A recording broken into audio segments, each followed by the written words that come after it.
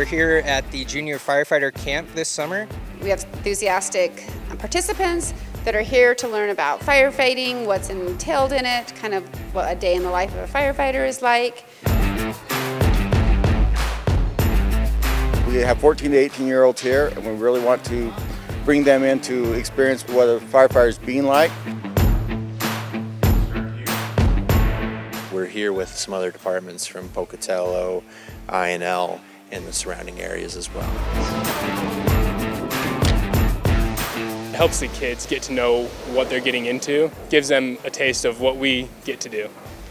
Hi, I'm Shirley Hockett. I'm with Continuing Education Workforce Training. I've been with the university for about 25 years and involved with junior firefighters since about 2018. It's been a great program. It's helped introduce children into the firefighter field and how important it is and how it helps them in their everyday life.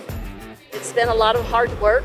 I've gotten to know a lot of the firefighters. One in particular, J.R. Farnsworth, he was the one that kind of spearheaded this program, and we got it running through continuing education. So I might, give kudos to him for getting it going and being there in support of this program.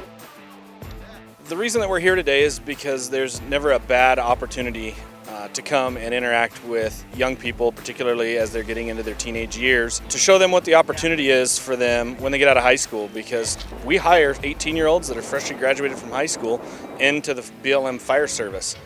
I was in this junior firefighting camp when I was younger, and now I work for BLM as a wildland firefighter. This camp was really informative and really fun, and I highly recommend it to anyone, and that's what kind of got me into fire.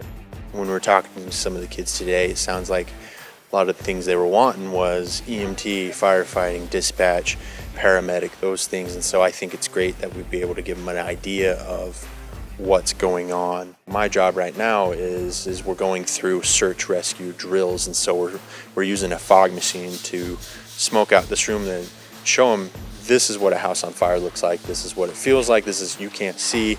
So now try and find your way out, try and find the victims and then get them out, because we're here to rescue people in that situation. We're showing them how to catch a hydrant, force a door, how to do CPR, among many other things. Hands-on, there's nothing like it. You can sit and watch slides, you can watch YouTube. Until you get out here and physically handle things, you just don't understand it till you do it. Hands-on or make a world of difference. Yeah!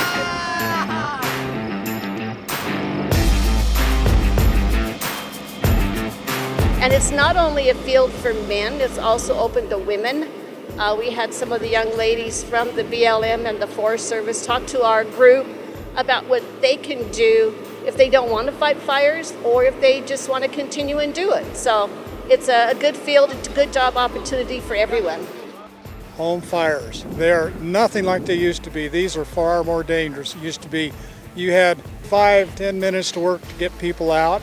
Now it only takes just a few seconds before the toxins are so strong, so severe, that you won't make it out of that house.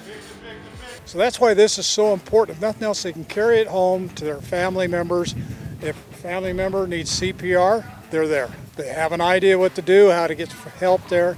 Southeast Idaho and across the nation, we're actually short on volunteer firefighters.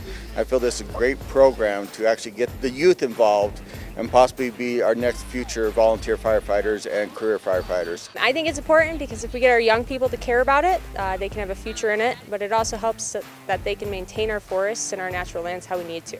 You just never do know where this next state AFMO or FMO might come from. They might be standing right here today.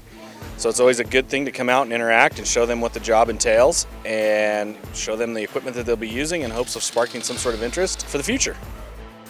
And I'm glad to be part of it, and I don't know if I'll ever not be part of it. It takes you places you will love, so highly recommend.